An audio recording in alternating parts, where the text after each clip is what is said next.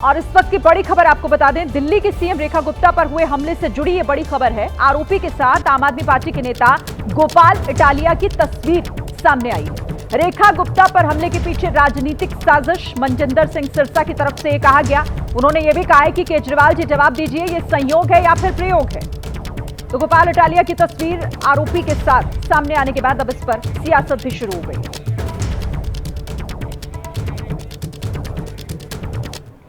पुरानी दिल्ली के दरियागंज इलाके में आज एक बड़ा हादसा हो गया। 3 मंजिला इमारत का एक बड़ा हिस्सा गिर गया और इस घटना में 3 लोगों की मौत हो गई। हादसे से आसपास के लोग अब दहशत में हैं। इमारत का मलबा बताने के लिए काफी है कि हादसा कितना भयानक था। दोपहर करीब 12:15 बजे फायर विभाग को सूचना मिली कि दरियागंज थाने के पीछे सद्भावना पार्क में इमारत गिर गई है। फायर विभाग की टीम और दिल्ली पुलिस फौरन मौके पर पहुंच गई और रेस्क्यू ऑपरेशन शुरू किया। मलबे के नीचे दबे लोगों को निकालने के लिए जेसीबी मशीनों का सहारा लिया गया। शुरुआती जानकारी के मुताबिक इमारत पुरानी थी और 3 मजदूरों की इस हादसे में जान चली गई। पुलिस और प्रशासन ने आसपास के इलाके को सील कर दिया है और मलबे को हटाने का काम जारी है।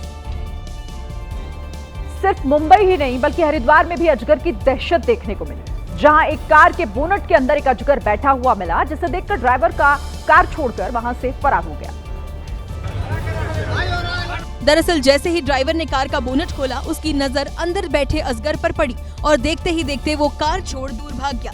बाद में इसकी खबर वन विभाग को दी, लेकिन जब तक वन विभाग के कर्मचारी घटनास्थल पर पहुंचते, उससे पहले भेल कर्मचारी अजगर का रेस्क्यू करने में जुट गए।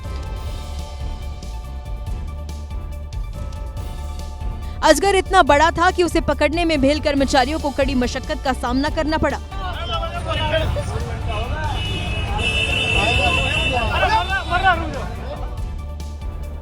मुंबई के छत्रपति शिवाजी महाराज अंतरराष्ट्रीय हवाई अड्डे पर यात्रियों को विमान से टर्मिनल तक ले जाने वाली बस में अचानक आग लग गई। तेज बारिश के बीच बस के अगले हिस्से में लगी आग इतनी भीषण थी कि फायर ब्रिगेड की टीम को मोर्चा संभालना पड़ा। बस इंडिगो एयरलाइन की थी। राहत की बात यह रही कि जब हादसा हुआ तब बस में कोई सवार नहीं था। टर्मिनल T1 पर घटी इस घटना का विमान सेवाओं पर कोई असर नहीं हुआ। इंडिगो का कहना है कि बस में आग कैसे लगी, इसकी जांच चल रही है। अमेरिका के उत्तरी कैरोलिना में एक बड़ा हादसा हो गया, जब एक कार ड्राइवर ने एक बिल्डिंग में टक्कर मार दी, जिससे बिल्डिंग की गैस पाइपलाइन फट गई।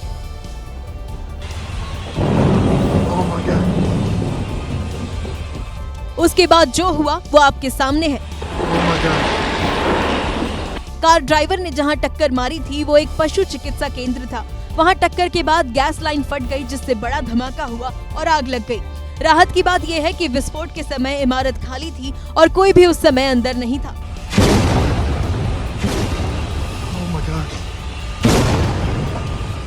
हालांकि आग बुझाते समय 3 अग्निशमन कर्मी घायल हो गए, जिनमें से एक गंभीर रूप से झुलस गया। अस्पताल में लगी आग पर नियंत्रण पा लिया गया। हालांकि पुलिस ये पता नहीं लगा पाई है कि आखिर ड्राइवर ने टक्कर क्यों मारी। दिल्ली के तिमारपुर में एक हेड कांस्टेबल की बहादुरी देखने को मिली, जहां फिल्मी अंदाज में हेड कांस्टेबल दीपक कुमार ने एक मोबाइल स्नैचर को धर दबोचा।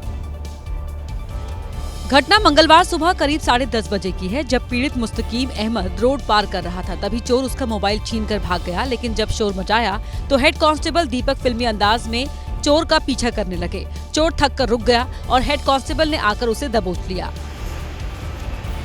ये पूरी घटना सीसीटीवी में रिकॉर्ड हो गई है। हेड कांस्टेबल की बहादुरी से पीड़ित को अपना मोबाइल मिल गया।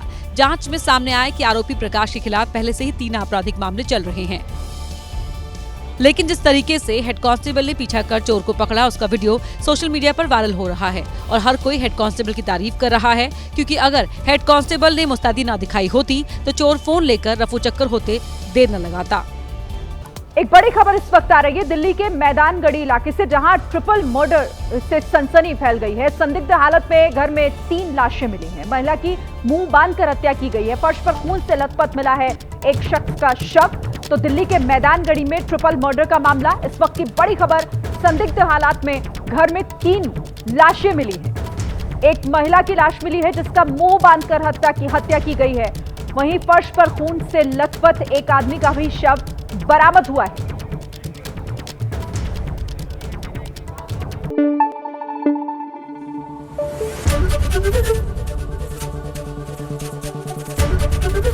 एबीपी न्यूज आपको रखे आगे।